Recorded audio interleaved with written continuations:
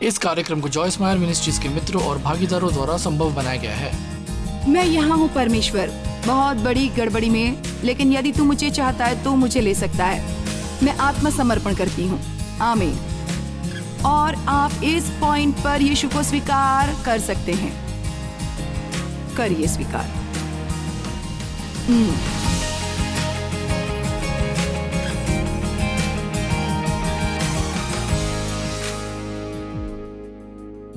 यदि आपका पहला सेशन है तो हम बात कर रहे हैं आनंद और आनंदित होने के बारे में। यीशु ने कहा कि वो आया कि हम अपने जीवन का आनंद ले सकें हर तरह से। मैं कहूंगी, आप कहें मेरे जीवन का आनंद बहुतायत में पूर्ण रूप से, जब तक कि ये भरकर छलकने लगे। तो हम आनंद के बारे में बहुत कुछ सुनने वाले हैं। प्रभु का आनंद मेरी शक्ति है, मैंने अपनी खुशी खो दी है, मुझे ज्यादा खुशी चाहिए। लेकिन आज सुबह मैंने कहा था कि हमारे पास खुशी है, यीशु हम ये हैं, और हमारे पास वो है जो यीशु के पास है। हमारे पास फल, बहुत सी अच्छी चीज़ें हैं। यीशु ने अपनी शांति हमें दे दी है। ये उन चीज़ों को पाने की कोशिश करने की बात नहीं है जो पहले से ही हमारे पास है। ये उन चीज़ों को सीखने की बात है जो इन्हें हमारे जीवन में आने से रोकता है। और इसलिए हमारे पास खुशी है।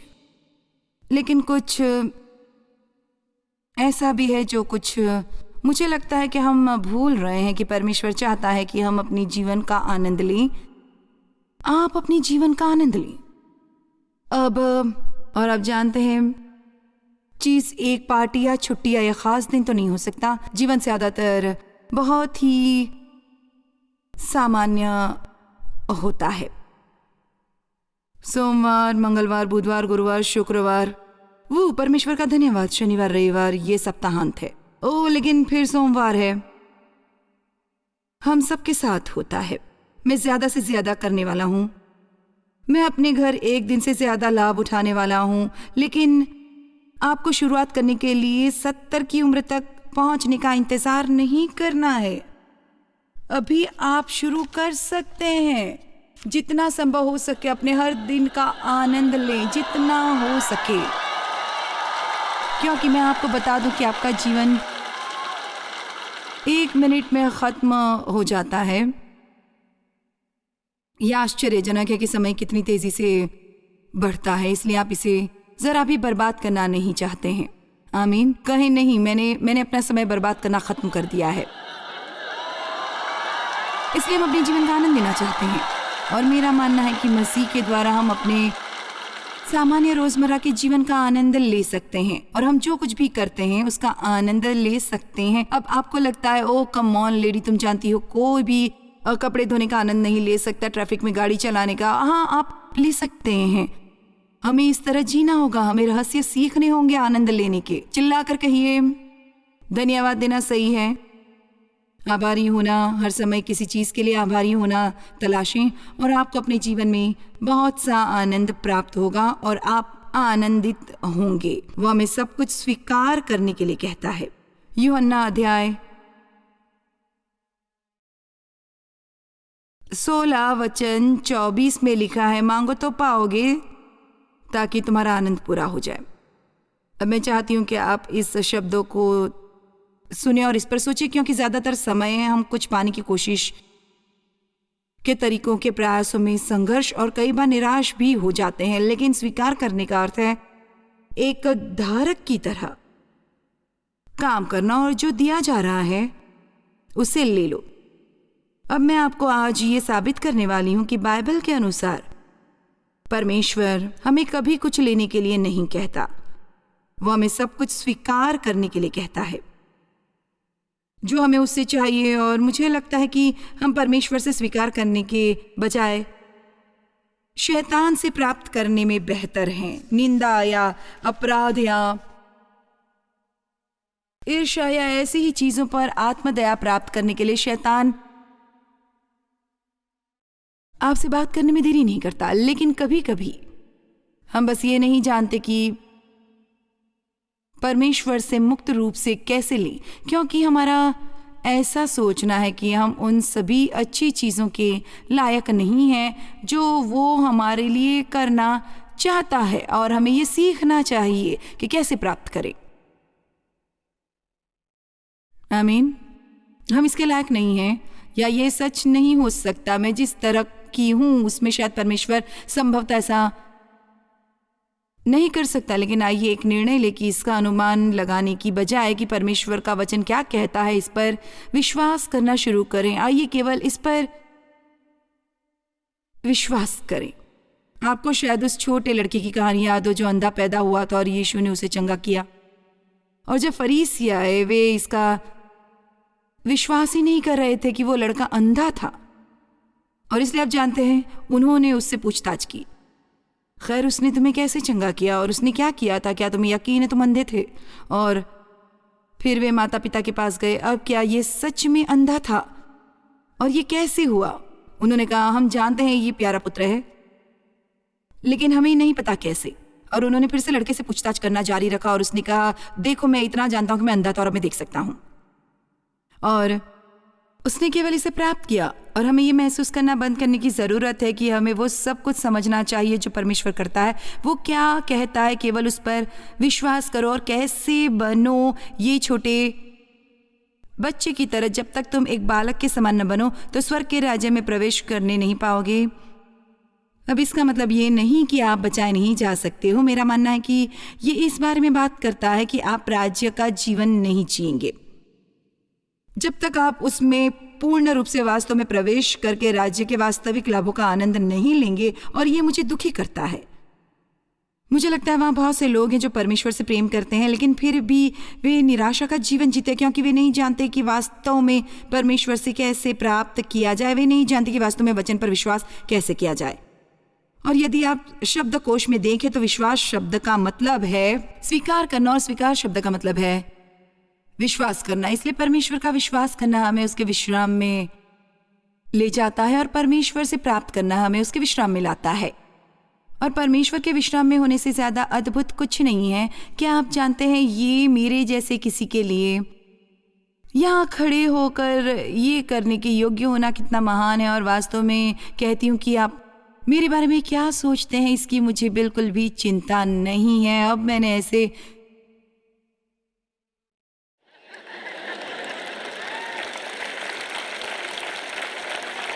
ऐसे शुरू नहीं किया था। मेरा मतलब है यदि मैं सिखा रही थी और कोई बीच में से उठकर चला जाता दोस्त, तो मेरे तो दिन ही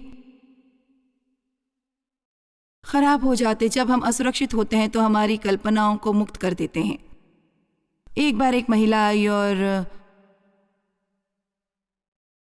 वो वहाँ शायद मेरे उपदेश में 5 मिनट के लिए थी, और वो उठी और चली गई, और इसने मुझे दुखी कर दिया। मेरा मतलब मैं बाकी का दिन परेशान रही। और एक महिला आई और मुझे बताया, उसने कहा ओह वहाँ एक महिला थी जिसे आपका उपदेश शुरू होने के 5 मिनट बाद जाना पड़ा, लेकिन वो चाहती थी कि आप जाने की उसे काम पर जाना था, लेकिन आप उसके लिए बहुत महत्वपूर्ण है कि उसके लिए वो 5 मिनट भी बहुमूल्य थे केवल यहाँ आ सकने के लिए।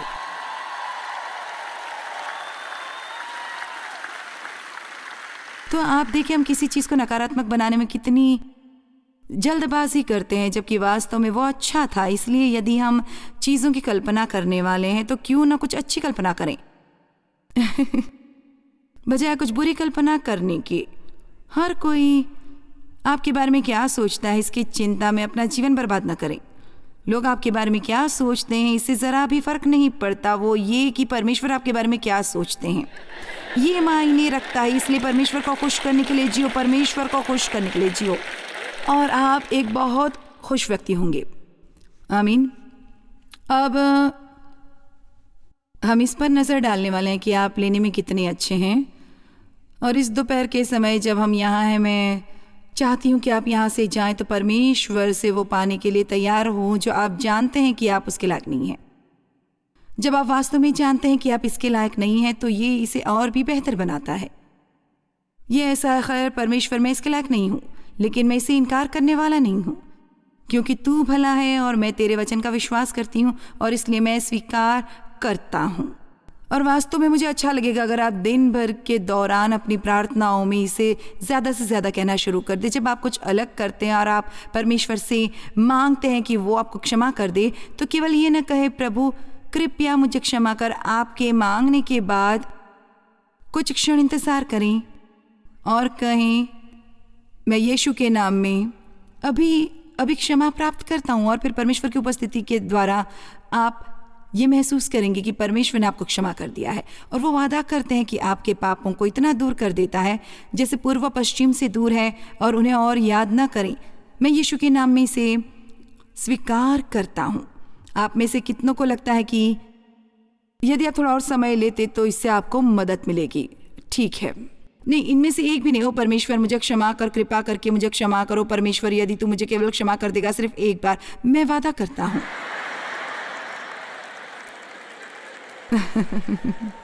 मैं नकारात्मक होने की कोशिश नहीं कर रही हूँ, लेकिन परमेश्वर से ये वादा करना बेकार है कि आप फिर से बुरा नहीं करेंगे, क्योंकि आप करेंगे। और क्या आप जानते हैं, यदि आप वास्तव में परमेश्वर से प्रेम करते हैं और अपने दिल में सही है तो वो आपको बार बार और बारंबार क्षमा करेगा। लेकिन यदि आप बंद करने वाले नहीं हैं तो उससे ये मांगना और मैं तुझे पाता हूँ, ये कहने में समय लगाना अच्छा नहीं है। परमेश्वर की दया के बारे में क्या? परमेश्वर की दया के बारे में क्या? आमीन। हमारा बच्चा इस दिसंबर में उसका 40वां जन्मदिन होने वाला है। ये थोड़ा अजीब लगता है कि हमारा बच्चा 40 साल का है। और उसके बारे में एक कहानी है जो मैं जब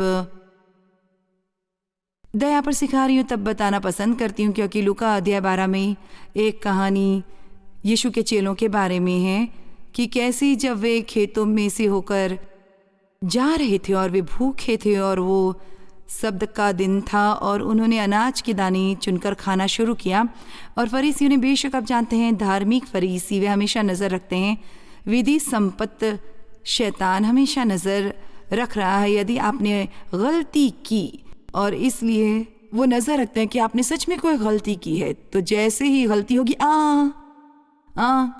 और इसलिए निश्चित रूप से उन्होंने कहा, तेरे चेले वो काम क्यों करते हैं जो सप्ताह के दिन करना उचित नहीं है, उन्हें ये नहीं करना चाहिए। और यीशु ने उन्हें पुरानी वाचा से कुछ उल्लेख दिया, क्या तुमने कभी पढ़ा नहीं कि राजसी याजकों ने क्या किया था जब वे भूखे थे और वे मंदिर में गए और उन्होंने भेंट की रोटियां खाई जबकि उनके लिए यह करना उचित नहीं था। तो उन्होंने कानून तोड़ा और फिर भी वे निर्दोष थे। खैर, मेरा कानूनी दिमाग बस इस पर जाता है कि आप कानून तोड़ के भी निर्दोष कैसे हो सकते हैं। मुझे वो समझ नहीं आया।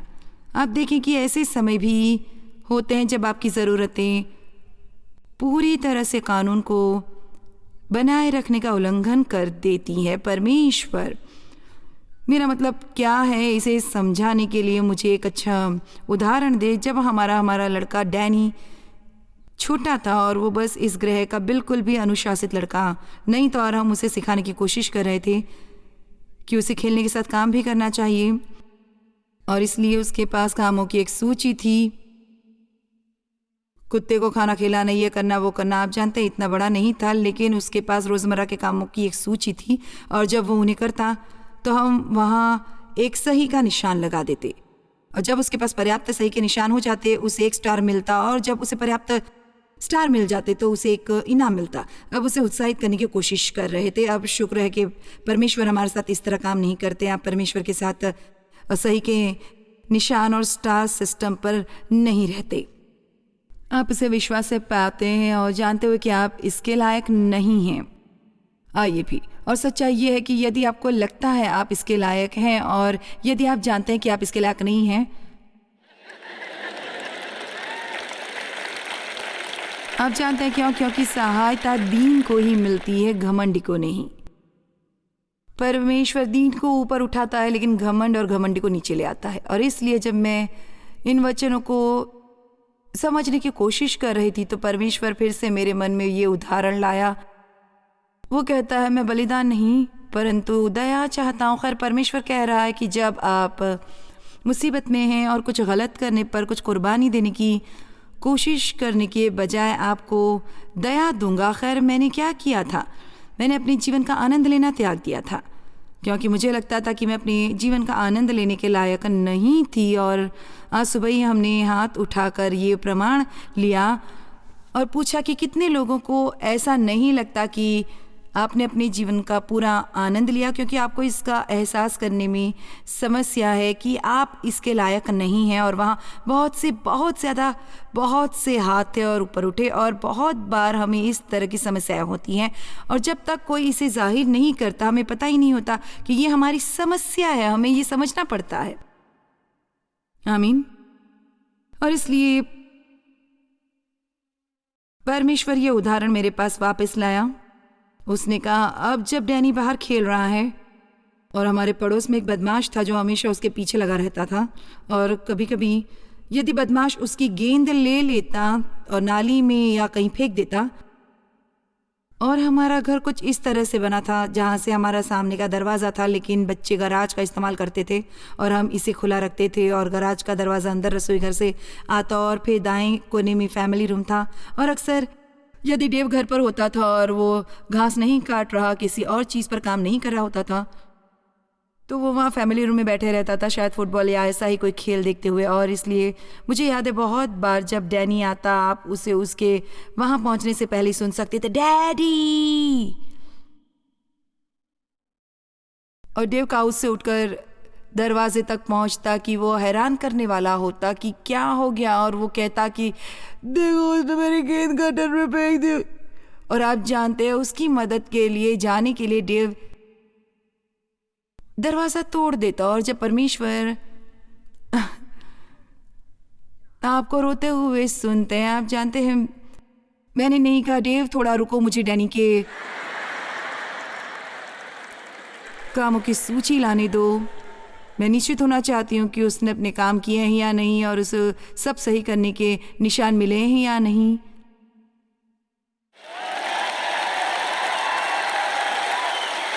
आइए भी, इसलिए यदि आप ऐसे माता पिता नहीं हैं तो फिर आप कैसे सोचते हैं कि परमेश्वर एक पवित्र आत्मा के रूप में ऐसा कर सकते हैं? जितना प्यार आप अभी अपने बच्चों से करना जानते हैं, परमेश्वर आपसे उससे ज़्यादा प्रेम करता है। और यदि आप उससे प्रेम करते हैं और बुरे होते हुए भी जब आप मुसीबत में होते हैं, जब आप उसे पुकारते हैं, वो आपकी मदद के लिए आएगा। अब इसका मतलब ये नहीं है कि आपके किए हुए बुरे कामों के लिए वो आपसे निपटेगा नहीं, लेकिन परमेश्वर अपने प्रेम के लिए हमसे निपटता है, न कि गुस्से और इनकार के लिए। ये भी परमेश्वर की महिमा हो।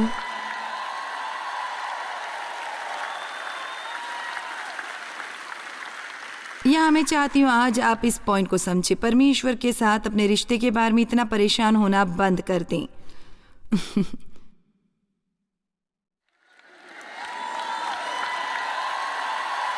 जितनी जल्दी आप इसे समझ लेंगे उतनी ही जल्दी मैं आपको जाने दूंगी।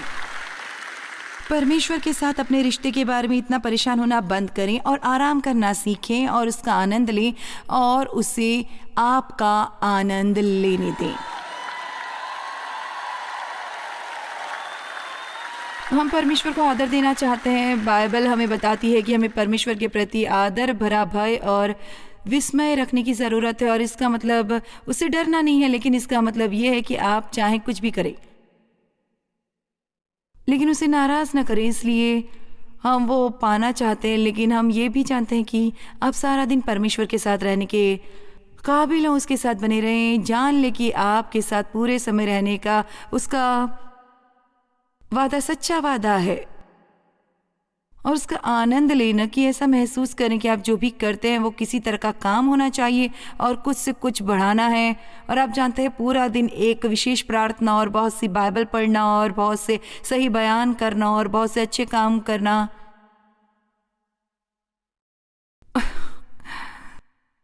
मुझे लगता है इनमें से किसी से भी आपको कोई समस्या है। मैं बस अपनी सांस बर्बाद कर रही हूँ। मैं आपको बता दूं, जब आप बुरे होते हैं तो वो आपकी मदद करने का फैसला करने से पहले परमेश्वर ये नहीं चाहता कि आपको कितने स्टार मिले थे। जब कभी भी आपको परमेश्वर की मदद की ज़रूरत हो, आप उसे पुकारें और वो आपकी मदद करेगा बहुत जल्द। याकूब में लिखा है, यदि तुम में से किसी को बुद्धि की घटी हो तो परमेश्वर से मांगो, जो बिना अल्हाना दिए सबको उदारता से देता है और उसको दी जाएगी। दूसरे शब्दों में, आप अपने को मुसीबत में डालते हैं, लेकिन यदि आप परमेश्वर को पुकारते हैं, यहाँ तक कि यदि आप भले ही नहीं हैं फिर भी वो आपको मुसीबत से कैसे निकला जाए ये जानने की बुद्धि देगा और वो ऐसा करने का उल्हाना भी नहीं देगा। हाँ, ये भी परमेश्वर मेरी चीज़ है, वो मेरा जीवन है और मैं परमेश्वर का आनंद लेने वाली हूँ। मैं किसी ऐसे के साथ पूरा समय नहीं रह सकती जिससे मैं डरती हूँ या मुझे लगता है कि वो मुझ पर नाराज़ है। मैं परमेश्वर के साथ आराम से हूँ। मैं चाहती हूँ कि ये ऐसा हो जैसे मैंने अपने मनपसंद जैमीज़ और अपने फजी शूज़ पहने और मैं अपनी सबसे आरामदायक कुर्सी में आग के पास थोड़ा हल्की सी चादर लिए हुए बैठी हूँ और बस, परमेश्वर तू अद्भुत है, मैं तुझसे प्रेम करती हूँ। और मैंने इतने साल इस एहसास में बिता दिए जैसे परमेश्वर मुझ पर हर वक्त नाराज़ था। किस लिए ये मैं नहीं जानती थी। मैं दोषी थी और यदि मैं दोषी महसूस नहीं करती थी तो मैं दोषी महसूस करती थी क्योंकि मैं दोषी महसूस नहीं करती। क्या आज वहाँ घर पर कोई है? परमेश्वर एक आदमी नहीं है कि उसे झूठ बोलना चाहिए और बाइबल में लिखा है कि उसकी दया हर दिन हर सुबह नई है और मुझे लगता है कि वह हर रात एक नया समूह तैयार करता है क्योंकि कल का हम पूरा इस्तेमाल कर लेते हैं। आप में से कितने हैं जो कल पूरी दया इस्तेमाल कर चुके जो परमेश्वर ने आपको दी और आज आपको और ज़्यादा चाहिए? क्या आप जानते हैं, आपको लगता है कि आप जानते हैं आप क्या गलत करते हैं। बहुत से गलत काम करते हैं हम, जो गलत करते हैं उसका आधा भी नहीं देखते। मेरा मतलब है परमेश्वर की पवित्रता के बराबर कौन हो सकता है?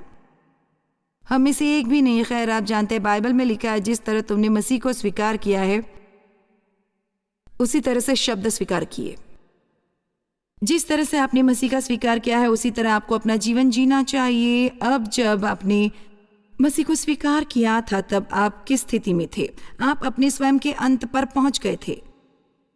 आप अपनी करनी के अंत में पहुंच गए थे। आपने अच्छा होने की काबिलियत का अंत या अपने अच्छे कामों से कुछ भी कमा पाना और मूल रूप से आपने बस कहा, खैर परमेश्वर मैं यहाँ हूँ बहुत सी गड़बड़ में, लेकिन यदि तू मुझे चाहता है तू मुझे ले सकता है। मैं आत्मसमर्पण करता हूँ। आमीन। और इस पॉइंट पर आप स्वीकार कर सकते थे यीशु को। वाओ मेरे खुदा।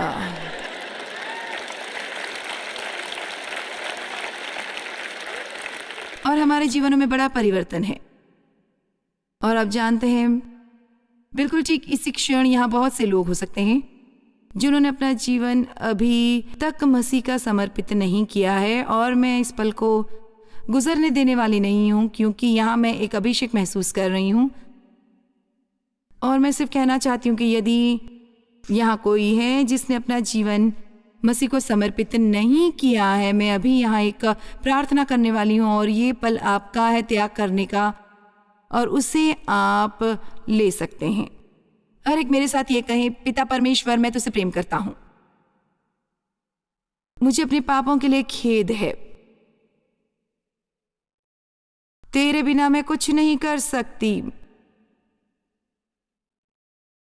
मैं आत्मसमर्पण करती हूँ। अब बस एक क्षण लो और बस ये करो। मैं आत्मसमर्पण करती हूँ। मैं जैसी भी हूं मुझे ले ले। यीशु मैं तुझे स्वीकार करती हूं।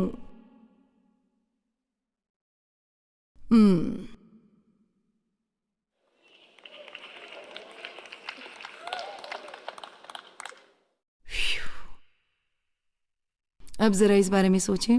यीशु मैं तुझे स्वीकार करती हूं। सब कुछ जो तू है मैं स्वीकार करती हूं और मैं जो कुछ भी हूं और जो मैं नहीं हूं मैं तुझे सौंपती हूं। अब मुझे वैसा बनने में मदद कर जैसा तू चाहता है मैं बनूं। मेरा विश्वास है मैं बचाई गई हूं, मेरा पुनर्जन्म हुआ है, मुझे क्षमा किया गया है, मैं अपने स्वर्ग की राह पर हूं और अपनी यात्रा का आनंद लेने वाली हूं। आओ भी सब लोग परमेश्वर को बड़ी महिमा दो।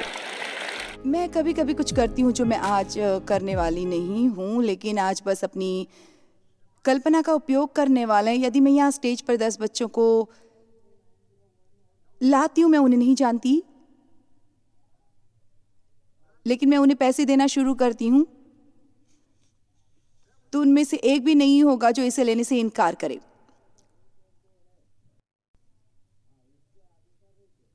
उन्हें शंका भी नहीं होगी, एक भी मुझे ये नहीं कहेगा कि वे इसके लायक नहीं हैं।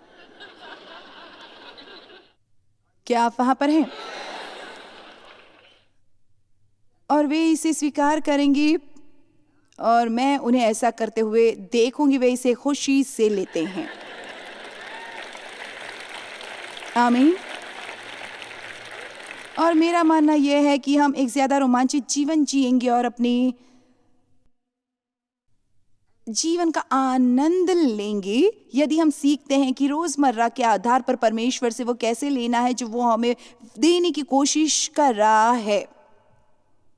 क्या आज यहाँ कोई है घर पर?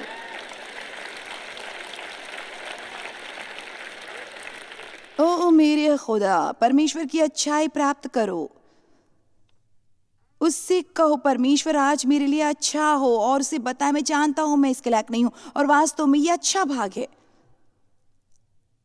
मैं इसके लायक नहीं हूं, मैं कभी इसके लायक नहीं हो सकता था, लेकिन तू अच्छा है। जब यहोशापात युद्ध में था और ये सब अलग अलग शत्रु उसके खिलाफ आ रहे थे और वो नहीं जानता था कि क्या करना चाहिए, और उसने वास्तव में परमेश्वर से कहा हम नहीं जानते क्या करना है, और यदि जानते भी तो हम ये करने की इतनी शक्ति नहीं होती, लेकिन परमेश्वर हमारी आंखें तुझ पर लगी हैं। आपको क्या करना है ये जानने की जरूरत नहीं है, आपको केवल उस एक को जानने की जरूरत है जो जानता है क्या करना है। और वे खड़े रहे और उन्होंने परमेश्वर का इंतजार किया। और इंतजार शब्द का मतलब क्या है? उम्मीद से इंतजार करना, किसी भी क्षण कुछ अच्छा होने की उम्मीद करना। और जब वे इंतजार में थे, परमेश्वर ने बात की, युद्ध तुम्हारा नहीं बल्कि मेरा है। और फिर उसने उन्हें बताया कि क्या करना है। बाहर जाओ, अपनी जगह लो और स्थिर खड़े रहो, प्रभु के उद्धार को देखो जो आज तुम्हारे लिए काम करेगा। खैर यहोशापात की स्थिति भी जमीन की तरफ मुंह कर दंडवत करना और स्तुति करना, लेकिन जबकि उसने ऐसा किया, उसने गाने वालों को गाने के लिए बाहर भेजा और उन्होंने जो गीत गाया, यहोवा का धन्यवाद करो क्योंकि वो भला है, उसकी करुणा सदा की है। यहोवा का धन्यवाद करो क्योंकि वो भला है, उसकी करुणा सदा की है। यहोवा का धन्यवाद करो क्योंकि वो भला है, क्योंकि उसकी करुणा सदा की है, उसकी करुणा सदा की है। वे परमेश्वर से कुछ करने की उम्मीद कर रहे थे। वे उम्मीद कर रहे थे कि परमेश्वर उन्हें उनके शत्रुओं से मुक्ति दिलाए, और वे इसके बारे में विशेष रूप से चिंतित नहीं थे कि क्या वे इसके लायक हैं या नहीं। वे सिर्फ उद्धार चाहते थे। और जरा अंदाज लगाइए, बाइबल में लिखा है कि शत्रु इतना भ्रमित हो गया कि उन्होंने एक दूसरे को मार डाला।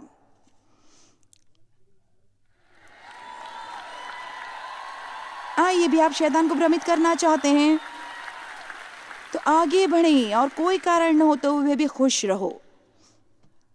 बस आगे बढ़कर अपनी जीवन का आनंद लो, जबकि आपको समस्या है जिस पर परमेश्वर काम कर रहा है।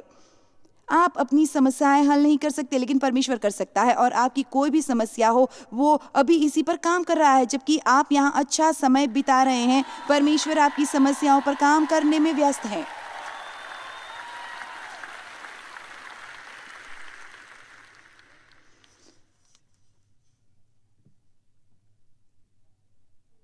लेने के लिए एक धारक की तरह काम करें और जो पेश किया जा रहा है उसे ले लें। आज मैं तेरा उपकार प्राप्त करता हूं,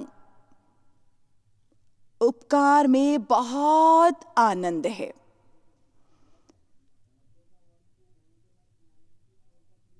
रेस्टोरेंट में सबसे बढ़िया टेबल मिलना उपकार है।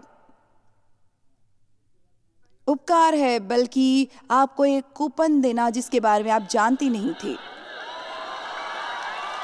और वो आपको आपकी खरीदी पर $20 की छूट देते हैं। उन्हें करने की जरूरत नहीं है, लेकिन परमेश्वर ने आपको वो एक छोटा सा संकेत दिया। आइए भी,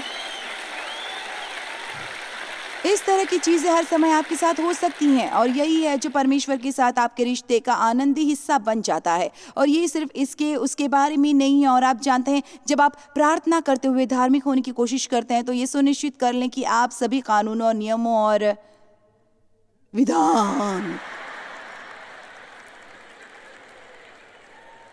विधानों का पालन करते हैं। जब वे प्रार्थना करना शुरू करते हैं, वे बिल्कुल अलग ही व्यक्ति बन जाते हैं। ओ तू पवित्र। ओह, मैं किसी का मजाक नहीं बना रही हूं, लेकिन मैं सिर्फ ये कह रही हूं कि बस वही बने रहे जो आप हैं।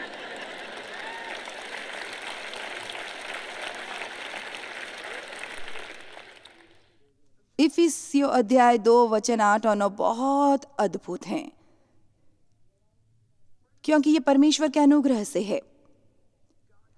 अनुपयुक्त का मतलब क्या है? अनुचित, क्योंकि विश्वास के द्वारा अनुग्रह ही से तुम्हारा उद्धार हुआ है, और ये तुम्हारी ओर से नहीं वरन परमेश्वर का दान है। तो ये अनुग्रह से, विश्वास के द्वारा है। अनुग्रह प्रदान करता है, और विश्वास वो हाथ है जो प्राप्त करता है। आइए भी, आप अपने विश्वास से परमेश्वर से कुछ नहीं खरीदते हैं। सब कुछ जो परमेश्वर हमारे लिए करता है वो मसीह के खून से खरीदा गया था, और ये हमारे पास एक मुफ्त उपहार के रूप में परमेश्वर में विश्वास के द्वारा प्राप्त करने के लिए आता है। तुम्हारा उद्धार तुम्हारी ओर से नहीं है, ये तुम्हारे अपने कर्मों से नहीं है, ये तुम्हारे अपने प्रयासों से नहीं है, वरन ये परमेश्वर का दान है, और न कर्मों के कारण न कानूनों की मांग की पूर्ति है। ऐसा ना हो कि कोई घमंड करे, ये उसका परिणाम नहीं है जो संभव तो कोई भी कर सकता है। इसलिए कोई भी अपने आप में घमंड न करे या स्वयं को इसका यश न दे। अब उद्धार एक बिल्कुल मुफ्त भेंट है, उन लोगों को दिया जाता है जिन्हें परमेश्वर जानता है कि वे स्वयं की सहायता करने की योग्यता नहीं रखते, लेकिन शुक्र है कि वो हमें दयनीय दुखी स्थिति में छोड़ने वाला नहीं था, लेकिन उसने अपने इकलौते पुत्र को दुख उठाने और मरने के लिए भेजा, और हमारी आजादी और उद्धार के लिए उसका खून बहा, और आपका नाम जीवन की पुस्तक में लिखा गया है, और आप स्वर्ग की राह पर हैं। लेकिन आपको यात्रा का आनंद लेना शुरू करना चाहिए। ये इसी वक्त करना होगा। ये भी आप में से कितनों को आज इसकी जरूरत है? ये परमेश्वर के विश्राम में प्रवेश करने का समय है, और इब्रानियों अध्याय 4 में पौलुस ने कहा कि इजराइलियों ने कभी परमेश्वर के विश्राम में प्रवेश नहीं किया, क्योंकि उन्होंने कभी विश्वास नहीं किया। वे थोड़ी देर के लिए विश्वास करते, लेकिन फिर छोड़ देते। उन्हें वे महान कार्य याद नहीं थे जो परमेश्वर ने उनके लिए किए थे, और वे वापस अपने शत्रुओं की सेवा करने लौट जाते। फिर वे पछताते और परमेश्वर उन्हें क्षमा कर देते, और वो दोबारा से शुरुआत करते, और फिर वे वापस उसी तरह पहले वाली मूर्खता में लौट जाते, और वे पूरा समय उसी पर्वत के चारों ओर चक्कर मारते रहे। ये परिवर्तन का समय है। आपको बस विश्राम करना चाहिए। वो परमेश्वर, कल मैं बहुत गड़बड़ी में था। परमेश्वर, मेरा रवैया खराब था, कुछ ऐसी बातें कह दी जो मुझे नहीं कहनी चाहिए थी, मुझे बहुत खेद है। परमेश्वर मुझे क्षमा कर दे, मैं इसे स्वीकार करता हूं।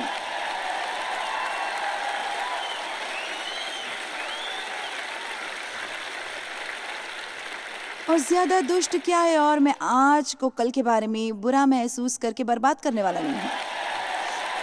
और ये भी कल के बारे में बुरा महसूस करके आज को बर्बाद करना बंद करें।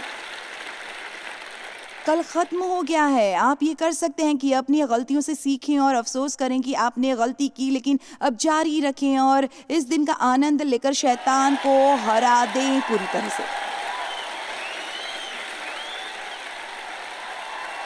अब ठीक है, ये कुछ महत्वपूर्ण है। आप वो नहीं दे सकते हैं जो आपके पास नहीं है। इससे आपका मतलब क्या है? ठीक है, यदि आप परमेश्वर की दया प्राप्त करना नहीं जानते हैं तो दूसरे लोगों को जिन्हें इसकी जरूरत है आप दया देना कैसे जानेंगे? यदि आप अपने प्रति कठोर हैं तो आप दूसरे लोगों के प्रति भी कठोर होंगे। क्या आप सुन रहे हैं? यह वचन परमेश्वर की तरफ से है। यदि आप अपने प्रति कठोर हैं तो आप अन्य लोगों के प्रति भी कठोर होने वाले हैं। यीशु ने कहा, तुमने सेंत मेंत पाया है, सेंत मेंत दो। एक अच्छा पाने वाला एक अच्छा दाता बनता है। आमीन। और आप विशेष रूप से जो इसके लायक नहीं है उन लोगों को क्षमा करना पसंद है, क्योंकि इस तरह से आप उन्हें परमेश्वर का प्रेम दिखा सकते हैं। यदि कारण है कि अपने दुश्मनों से प्रेम करना उनके लिए और शैतान के लिए उलझन भरा है। यीशु ने कहा, किसी ऐसे से प्रेम करना आसान है जो भला है और आपसे प्रेम करता है, लेकिन मैं तुमसे कहता हूँ अपने शत्रुओं से प्रेम करो। उन लोगों से प्रेम करो जिन्होंने तुम्हें गाली दी और तुम्हारा उपयोग किया है, और ऐसा करने से तुम उनके सिर पर जलती आग के अंगारों का ढेर रखते हो। और इससे पहले कि आप इसके बारे में रोमांचित हो, ये कोई बुरा काम आप उसके साथ नहीं कर रहे। वो जलती आग के अंगारे परमेश्वर का प्रेम है, सिर्फ परमेश्वर का प्रेम। यीशु ने कहा, तुम्हें पवित्र आत्मा और आग से बपतिस्मा दिया जाएगा, और वो आग उसके प्रेम की आग है। प्रेम सब पर विजय पाता है। प्रेम हमेशा हर लड़ाई जीतता है। हमें परमेश्वर से उन चीजों को लेना सीखना चाहिए जो वो अपने अनुग्रह से उदारता से प्राप्त करता है, नहीं तो हम अपना जीवन संघर्ष करने और निराशा में बिता देते हैं। मैंने स्वयं को बदलने की कोशिश में कितने साल संघर्ष किया। हर बार जब मैं चर्च जाती थी तो मेरी पहले से ही दोषों की लंबी सूची में कुछ और जुड़ जाता था, क्योंकि मैं अच्छे उपदेश सुनती थी, लेकिन पास्टर जिस पर उपदेश करता था उससे मुझे समस्या थी। उससे फर्क नहीं पड़ता कि वो क्या था, और मैं उससे सहमत थी। और मैं घर जाती और बदलने वाली होती, लेकिन मुझसे कुछ छूट गया और मैंने इस समीकरण से परमेश्वर को बाहर छोड़ दिया। मैं ये करने वाली थी। ये भी क्या आप मेरे साथ हैं? और हम नहीं जानते कि अपने आप को कैसे बदलना है, क्योंकि हम एक छोरे से दूसरे छोर तक जाते हैं। मैं पास्टर को बहुत ज़्यादा बोलने पर सुनती थी। बोलने से पहले सोचने की ज़रूरत है, और बेशक मुझे तुख्त अपराधी ठहराया जाता, क्योंकि मेरा मुंह कभी भी बंद नहीं रहता था। और इसलिए फिर मैं फैसला करती, बस और नहीं, अब से मैं खामोश रहने वाली हूँ। तो फिर मैं घर जाती और कुछ नहीं बोलती। ये भी कोई मेरे साथ है? और फिर जल्द ही डेव कहता, तुम्हें क्या हो गया है? खैर, ऐसा ही होता है, कुछ भी ठीक नहीं कर सकते। यदि आप ज्यादा बोलते हैं उन्हें अच्छा नहीं लगता, बिल्कुल नहीं बोलते उन्हें अच्छा नहीं लगता। ये भी आप जानते हैं, आप भी इससे गुजरे हैं। परमेश्वर आपको अपने आप को बदलने देने वाला नहीं है।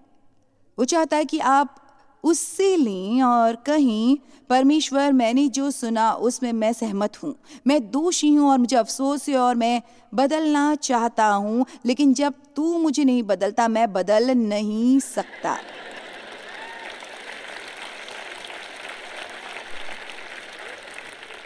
मेरा मतलब है हम एक विशेष सीमा तक कर सकते हैं, लेकिन आप नहीं कर सकते। आप जानते हैं असली बदलाव भीतर से आता है। और इस संसार के सदृश न बनो, परंतु तुम्हारी बुद्धि के नए हो जाने से तुम्हारा चाल चलन भी बदलना चाहिए। ये भी हम ईसाईयत को मुश्किल बनाते हैं, और ये होना नहीं चाहिए। यदि आप वचन में जो लिखा है उस पर विश्वास करते हैं, ये इतना अच्छा लगता है कि विश्वास नहीं होता है ना। ठीक है, एक बहुत ही अच्छी कहानी यहाँ 2 शमूएल अध्याय 9 वचन से शुरू होती है। दाऊद ने पूछा, क्या शाऊल के घराने में से कोई अब तक बचा है जिसको मैं योनातन के कारण प्रीति दिखाऊं? अब दाऊद और योनातन के बीच में वाचा का संबंध था, बिल्कुल जैसा हमारा यीशु के साथ वाचा का संबंध है। अब मेरे साथ बने रहो। और दाऊद ने पहल की और वो गया और कहा, क्या अब तक कोई बचा है? वे इसे शाऊल का घराना कहते थे, क्योंकि शाऊल योनातन का पिता था और वे हमेशा सोचते और पीढ़ियों की बात करते थे, क्या शाऊल या योनातन के घराने में से कोई अब तक बचा है जिसको मैं योनातन के कारण प्रीति दिखाऊं? खैर, हमें क्या कहना चाहिए कि पिता, क्या आज कोई है जिस पर मैं यीशु के कारण दया दिखा सकता हूं? वही परिदृश्य है।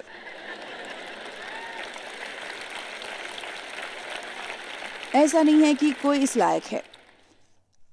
उसने ऐसा नहीं कहा, क्या यहाँ कोई मेरी दया के लायक है? उसने केवल सच बयान किया, क्या यहाँ कोई है जिसकी मैं योनातन के कारण मदद कर सकता हूँ और दयालु हो सकता हूँ? यदि आप हमेशा देख रहे हैं, यदि आप किसी की मदद करना चाहते हैं, लेकिन किसी की मदद करने का आपका एक ही तरीका होगा कि यदि वे इसके लायक नहीं, आप पूरे मुद्दे से भटक रहे हैं। शाऊल के घराने का सीबा नाम का एक सेवक था, उसे दाऊद के पास बुलाया गया और जब राजा ने उससे पूछा, क्या तू सीबा है? तब उसने कहा, हाँ, तेरा दास वही है। राजा ने पूछा, क्या शाऊल के घराने में से कोई अब तक बचा है जिसको मैं परमेश्वर की प्रीति दिखाऊं? सीबा ने राजा से कहा, हाँ, योनातन का एक छोटा तो है, लेकिन वो दोनों पांवों से लाचार है। खैर, कौन नहीं है? आइए भी इसे समझे और इसे गहराई में उतरने दें। दूसरे शब्दों में, सीबा एक तरह कह रहा था, खैर, एक बच्चा छूट गया है, लेकिन हो सकता है तुम उनकी मदद करना न चाहो क्योंकि वो दोनों पांवों से लाचार। इस व्यक्ति को समझ आया। दाऊद ने तुरंत कहा, वो कहाँ है? और सीबा ने उत्तर दिया, वो तो लोदबार नगर में अम्मी के पुत्र माकीर के घर में रहता है, और यही ऐसे लोग रहते थे। लूदेबार जैसे सचमुच नीचा दबार। तब राजा दाऊद ने उसको लोदबार से अम्मी के पुत्र माकीर के घर से बुलावा दिया। ये जगह जैसे कुछ भयानक नहीं लगती? जब मपीतोबेश, जो योनातन का पुत्र और शाऊल का पोता था, दाऊद के पास आया, तब मुंह के बल गिर के दंडवत किया। दाऊद ने कहा, हे मपीबोशेत। उसने कहा, तेरे दास को क्या आ गया? दाऊद ने उससे कहा, मत डर, तेरे पिता योनातन के कारण मैं निश्चय तुझको प्रीति दिखाऊंगा। और आज परमेश्वर आपसे कहना चाहता है, यदि तुम यीशु में विश्वास करते हो, मैं तुम पर दया दिखाऊंगा। इसलिए नहीं कि तुम इसके लायक हो, लेकिन ये यीशु के लिए करूंगा। ये मैं यीशु के लिए करूंगा। Come on, come on. ये मैं यीशु के लिए करूंगा।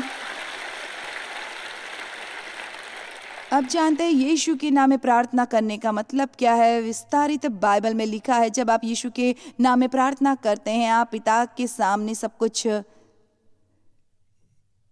यीशु है ये प्रस्तुत करते हैं। आप ये नहीं कर रहे हैं क्योंकि मैं अच्छा हूं, इसलिए मेरी प्रार्थना सुन और उत्तर दे। आप कह रहे हैं यीशु के लिए ये कर। दाऊद ने उससे कहा, मत डर, तेरे पिता योनातन के कारण मैं निश्चय तुझको प्रीति दिखाऊंगा, मैं तुझे बहाल करूंगा। हालेलुया। परमेश्वर आपको वो सब बहाल करना चाहता है जो शैतान ने चुरा लिया है। और तेरे दादा शाऊल की सारी भूमि तुझे फेर दूंगा और तू मेरी मेज पर नित्य भोजन कर। लेकिन यहाँ समस्या है। महीबोशेत ने दंडवत करके कहा, तेरा दास क्या है कि तू मुझ ऐसे मरे कुत्ते की ओर दृष्टि करे। यहाँ उसको समस्या थी। वो अपने स्वयं के बारे में ऐसा सोचता था और उसने सोचा कि जैसा वो स्वयं के बारे में सोचता है वही दाऊद को भी उसके बारे में लगता होगा। तू क्यों मेरे जैसे किसी की मदद करेगा? जब राजा ने शाऊल के कर्मचारी सीबा को बुलवा कर उससे कहा, जो कुछ साउल और उसके घराने का था वो मैंने तेरे स्वामी के पोते को दे दिया है। अब से तू अपने बेटों और सेवकों समेत उसकी भूमि पर खेती करके उसकी उपज ले आया करना कि तेरे स्वामी के पोते को भोजन मिला करे। परंतु तेरे स्वामी का पोता मपीबोशेत तेरी मेज पर नित्य भोजन क्या करेगा? और सीबा के तो 15 पुत्र और 20 सेवक थे। अब आप ये सुने। तब सीबा ने राजा से कहा, मेरा प्रभु राजा अपने दास को जो आज्ञा दे उन सबों के अनुसार तेरा दास करेगा। तो मपीबोशेत दाऊद की मेज पर राजा के पुत्रों की तरह भोजन किया करता। और मपीबोशेत का मीका नाम का एक छोटा बेटा था और सीबा के घर में जितने रहते थे वे सब मपीबोशेत की सेवा करते थे। मुझे खाना मत, यहाँ आशा है। और मपीबोशेत यरूशलेम में रहता था क्योंकि वो राजा की मेज पर नित्य भोजन किया करता था और वो जबकि वो दोनों पांवों का पंगुला था। अब आपको मेज के नीचे चारों ओर रेंग कर टुकड़े उठाने की जरूरत नहीं है।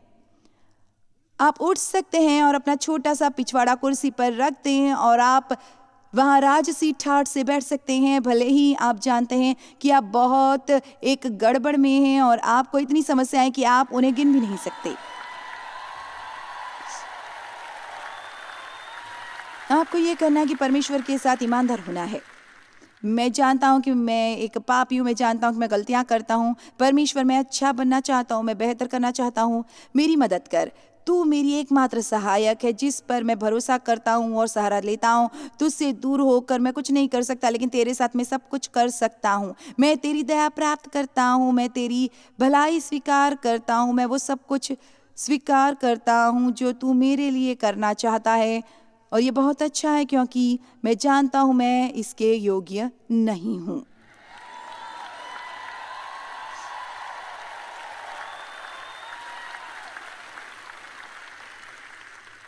और मैं आपको बता दूं, सच में यदि आप अब खुश नहीं हैं तो मैं नहीं जानती कब होंगे।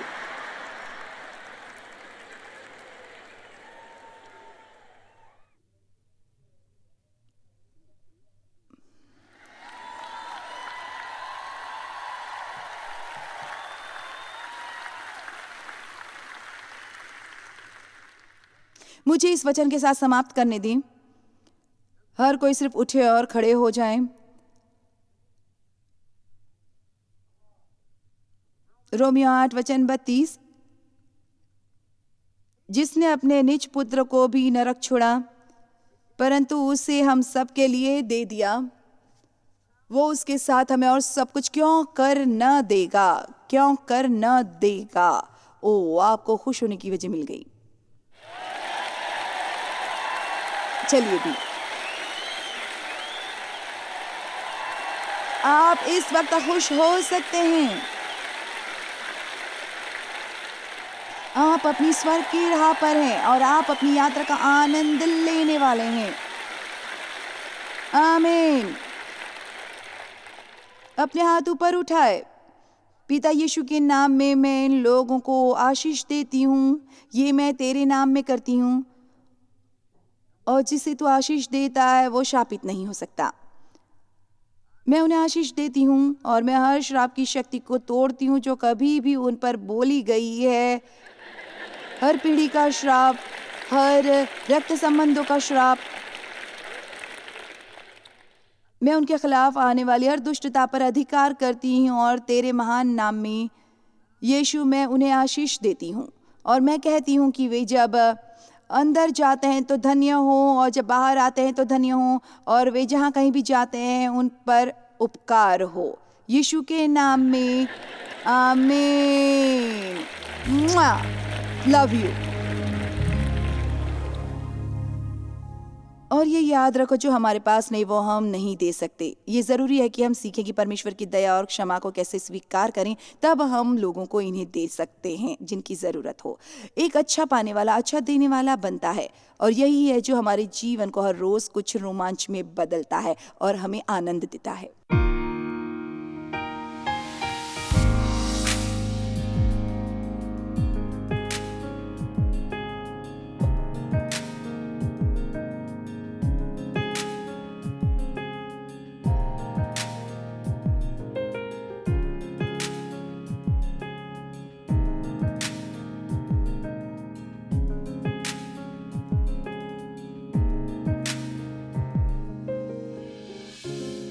इस कार्यक्रम को जॉयस मायर मिनिस्ट्रीज के मित्रों और भागीदारों द्वारा संभव बनाया गया है।